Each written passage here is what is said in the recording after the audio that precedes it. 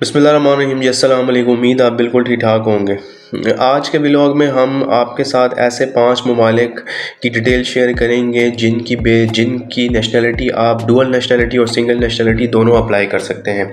आज के व्लॉग में हम कोशिश करेंगे आपके सामने उन ममालिक का नाम करें, उन ममालिक का जिक्र करें जिनकी नेशनलिटी आप पाकिस्तानी पासपोर्ट के ऊपर ले सकते हैं। अगर आप थोड़ा सा स्मार्ट वर्क खेलते हैं और अगर आप लीगली चलते हैं तो आप इन ममालिक की नेशनलिटी आसानी के साथ हासिल कर सकते हैं। अच्छा, ये जो मैंने शॉर्ट लिस्ट की है, इसमें कुछ ममालिक ऐसे हैं जिनकी आपको डुअल नेशनलिटी मिलती है। लाइक अगर आपको पाकिस्तान की नेशनलिटी है तो आप पाकिस्तान के साथ उस मुल्क की नेशनलिटी भी रख सकते हैं, और कुछ ममालिक ऐसे हैं जिनके लिए आपको पाकिस्तान की नेशनलिटी छोड़नी पड़ेगी।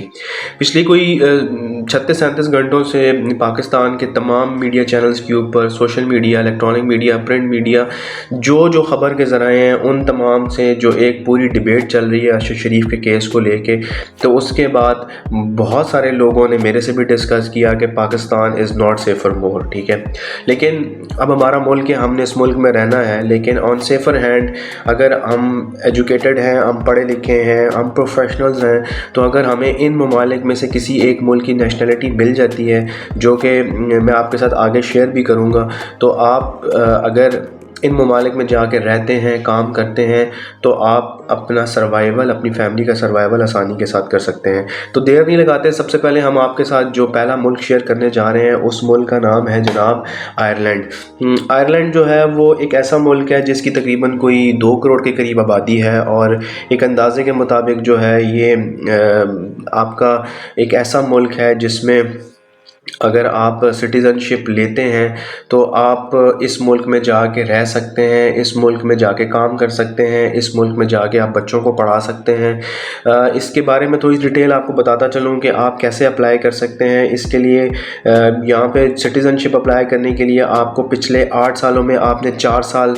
इस मुल्क में आपने ट्रैवल किया और आप इस मुल्क में रहे हों, और अगर आप जो है आपके कोई आबा व अजदाद वगैरह में से कोई भी बंदा जो है इस मुल्क में रहा है, तो आप उसके डॉक्यूमेंट भी शो करके आप आयरलैंड का वीज़ा या आयरलैंड की PR ले सकते हैं।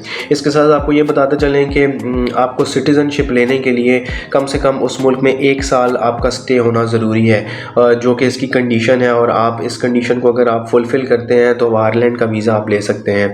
जो दूसरा मुल्क है जो मैंने शॉर्ट लिस्ट किया है वो पेरू है। पेरू के बारे में आपको बता दें कि इसमें स्पेनिश और पेरू दोनों बोली जाती हैं, और ये दोनों ज़बानें बोली जाती हैं, और ये नॉर्मली PR उन लोगों को देते हैं या तो बिज़नेस के पगार से पेरू गए होते हैं या स्टूडेंट वीज़ा के ऊपर गए होते हैं। और इसके साथ साथ आपने जो $1000 आपने अपनी सोर्स ऑफ इनकम शो करनी है, चाहे आप वहाँ पे जॉब करके शो करते हैं या आप जो है वहाँ पे कोई ऑनलाइन काम करते हैं, वो शो कर सकते हैं। इसके साथ साथ जो है वो आप 2 साल के बाद इसकी PR को फाइल कर सकते हैं, और अगर आप $1000 महीने का सोर्स ऑफ इनकम में शो कर देते हैं तो आप पेरू के वीज़ा के लिए और पेरू की नेशनलिटी के लिए आप एलिजिबल हो जाते हैं। जो तीसरा मुल्क है जो मैंने शॉर्ट लिस्ट किया है वो वेस्ट इंडीज़ के पास डोमिनिकल है। ये बेसिकली एक ऐसा रिपब्लिक है जिसमें जो सोर्स ऑफ इनकम आपको $1500 मिनिमम शो करनी पड़ती है, और इसके साथ साथ अगर आपके बच्चे जो हैं वो 18 साल से कम है तो आपको $250 एक्स्ट्रा शो करने पड़ते हैं। इसके अलावा इसकी सबसे अच्छी जो ख़ास बात है वो ये है कि आप अगर डोमिनिकल का वीज़ा ले लेते हैं तो ये बेसिकली उन तमाम लोगों के लिए है जो बेसिकली रिटायर लोग हैं पाकिस्तान में और डोमिनिकल का वीज़ा लेना चाहते हैं। तो उनके लिए जो $2000 अगर आपकी सोर्स ऑफ इनकम में शो होती है पर मंथ, तो आप डोमिनिकल का वीज़ा ले सकते हैं, और आप अगर इस मुल्क में जाते हैं, स्टे करते हैं, काम करते हैं, तो आप 2 साल के बाद जो डोमिनिकल का वीज़ा है एज अ PR आप परमानेंट रेजिडेंस के तौर के ऊपर अप्लाई कर सकते हैं। इसके साथ साथ जो इसकी सबसे अच्छी बात यह है कि ये आपको डुअल नेशनलिटी भी प्रोवाइड करता है। इसके अलावा अब हमारा जो चौथा मुल्क है वो सिंगापुर है। सिंगापुर एक छोटा सा मुल्क है आपका एशिया का, और मलेशिया के बिल्कुल साथ है। बहुत अच्छी जगह है रहने के लिए, और अगर आप वहाँ पे 3 सूरतों में सिंगापुर की PR ले सकते हैं, जिसके लिए अगर आप वहाँ बिज़नेस कर रहे हैं, आप कोई जॉब कर रहे हैं, या वहाँ की जो नेशनलिटी है कोई भी खातून है या मर्द, आप उसके साथ शादी करते हैं, तो आपको उस सिनेरियो में में भी सिंगापुर का वीज़ा मिल सकता है। इसके अलावा जो सिंगापुर की एक जो थोड़ा सा ड्रॉबैक है वो ये है कि अगर आप सिंगापुर का वीज़ा ले लेते हैं या परमानेंट रेजिडेंस ले लेते हैं तो आपको पाकिस्तान की नेशनलिटी छोड़नी पड़ेगी। जो पाँचवा बड़ा मुल्क है मेरी लिस्ट का वो कनाडा है। कनाडा के बारे में आप जानते हैं, हमसाया मुल्क है यूएसए का, रहने के लिए बहुत अच्छी जगह है।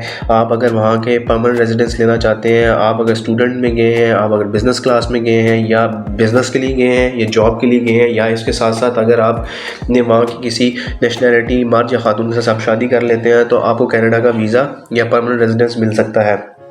इसके लिए जो छोटी सी टर्म्स एंड कंडीशंस हैं वो ये है कि आपका जो है वो लास्ट 5 सालों में एटलीस्ट 2 साल का जो स्टे है वो कनाडा में होना चाहिए। आपको अपना सोर्स ऑफ इनकम शो करना पड़ता है। इसके अलावा अगर आपके अकाउंट में जो है अप्लाई करने से पहले 12,000 से 13,000 कैनेडियन डॉलर होने चाहिए।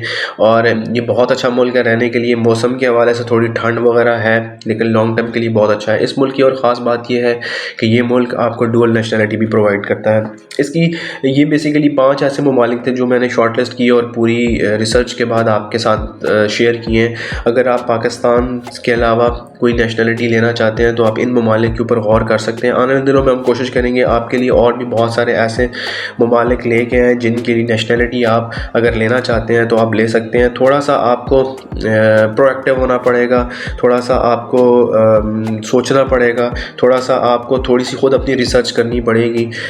अगर आपको पाकिस्तान के अलावा किसी और मुल्क की नेशनलिटी मिलती है तो आप ले कर रख लें, आपको फ्यूचर में आपकी फैमिली को फ्यूचर में काम आएगी। आई होप कि जी ये वाला व्लॉग आपको पसंद आएगा। मिलते हैं जी एक नए व्लॉग से। अपना बहुत ख्याल रखिएगा, दुआ में याद रखिएगा। अल्लाह हाफ़िज़।